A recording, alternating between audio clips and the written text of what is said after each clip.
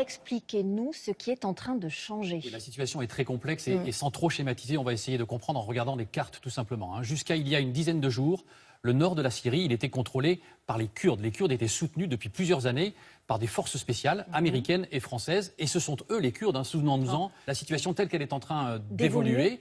Les États-Unis s'en vont. La France suit parce que militairement, la France ne peut pas rester toute seule en Syrie. Les Turcs, eux, entrent par le nord en territoire syrien pour repousser les Kurdes tout le long de cette frontière entre la Syrie et la Turquie. Et résultat, les Kurdes, ils n'ont pas d'autre choix que de se tourner vers le régime de Bachar el-Assad. Pourquoi pas d'autre choix? Quel est leur intérêt?